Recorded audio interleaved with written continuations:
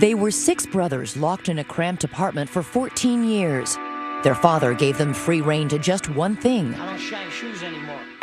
Movies. They were the boys' only window to the outside world, losing themselves in the wilderness of the last of the Mohicans, the streets of Sicily in The Godfather, and the gritty New York underworld in Goodfellas. I wonder about you sometimes, Henry. You may fold under questioning. The films were more than entertainment. They were salvation. Movies taught us, like, sort of how to speak to one another. Talking to me?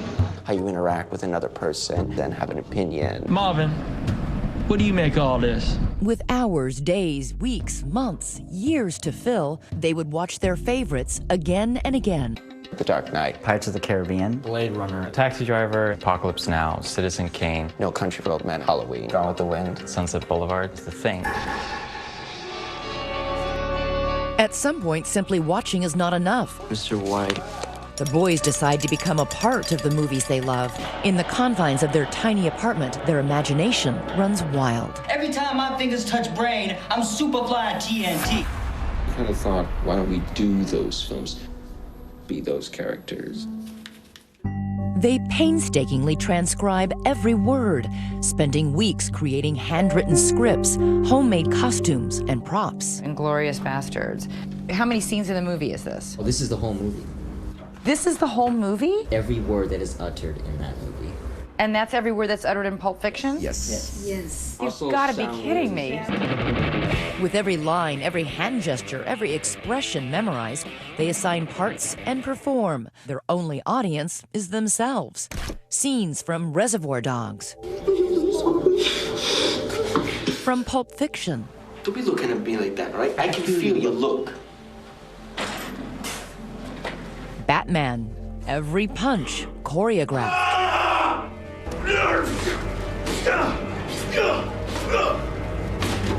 Mukunda is the main prop master, creating costumes from anything he can get his hands on. We got an oxygen tank from No Country for Old Men. Inside, if you want to feel that, that is little Milo tin cans. It's like a Raisin Bran or Quakers. And I would just tape it all together, get the shape, and just color all of it. That's great. When we do it, I have to get in the mind of the character to play Batman because it's a responsibility, sort of. That sounds pathetic to some people but to us and to our world, it is very personal. Did you guys ever look out the windows at other people on the street and wonder what their lives were like? It was kind of like, oh, look at that. That's a school bus. These kids are going to school, just like in the movies. As for the neighbors they never saw. We make up characters out of them. Like if we hear yelling or like loud music, we'd be like, that sounds a little bit like Goodfellas partying. Maybe Robert De Niro was living in there. We just imagine a lot. Sort of what you miss out on, you make up in fantasy. For 14 years, they are confined, from first teeth to first words, young boys becoming young men. As they grow, the 4 rooms they live in grow smaller. The claustrophobia becomes stifling. It's scary to want to break out of that box. Then, in 2009, their prison shrinks even further. Oscar, perhaps sensing his growing son's growing restlessness, covers the windows that winter with blankets, sealing off the one remaining link to the outside world.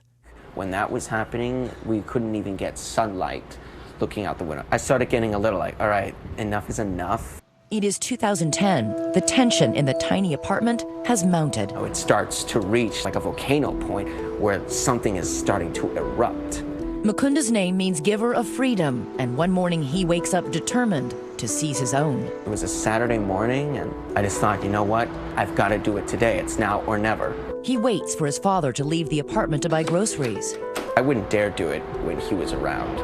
He goes to his prop closet and selects a mask to hide his face. He is frightened his father will see him on the street. The mask he chooses, Michael Myers from the movie Halloween. There's no way he would be able to recognize it as me. Right. He tells his brothers he is leaving. It was tense. Yeah. I was pretty fearful. Fearful of? Not so much for his safety or if he would be okay, but for the repercussions of that. And then 15-year-old Mukunda opens the front door. Down the 16 flights of stairs. And out into the air. The moment I opened the door, my heart pounded so hard. I was like, Outside without his father for the first time in his life. what do I do? I'm out in the open. It's all out there. There's no going back now. He doesn't even know his own address. I'll know how to get back as long as I keep our building on my side. So you just kept looking back here, sort of as your touchstone. Yes. But you kept walking. I did. mean, And as I recall, I knew which window was ours, and I saw my brother's. Like so you came down to this corner, turned this way, I turned left, yes. turned left. Were you nervous?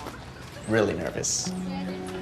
Still wearing the Halloween mask, he goes into a bank, a supermarket. He is terrified, and terrifying to those who see him. It doesn't take long for someone to call police. What did the police say to you? And then they started asking, do you live here? Where are you from? I was always taught to never interact with any people. So I didn't say anything to them. I didn't give them any information on me. Mukunda is escorted away in an ambulance. For most, a nightmare. For Mukunda, it's his first real-life adventure. I was in an ambulance for the first time. I was never in an ambulance. I was like, whoa, look at this. This is just like a movie set or something. I'm like, they got the siren on? This is pretty wild. Because Mukunda won't speak, police think he's unbalanced. They take him to Bellevue Hospital, the psychiatric ward. What was it like being in the hospital? Fun, I have to say. Fun? It was, because I interacted with, like, people for the first time. You weren't compared to, freaked like, out? A big thing. No, I was very curious. He spends a week at the hospital, and when he returns, there is a cataclysmic shift in the apartment. Oscar now knows he's no longer in control. Basically, it was that first walk down this first sidewalk that Yes. broke the This spell, whole- really, over the entire family, right? It is a walk on Broome Street. Changed everything. Next, all the brothers discovering the outside world for the first time. This is like 3D, man. It's very fresh out here. And a chance encounter with a woman who will change their lives. It was like one kid, another kid, and all of a sudden it was 6 of them, and I ran after them. Stay with us.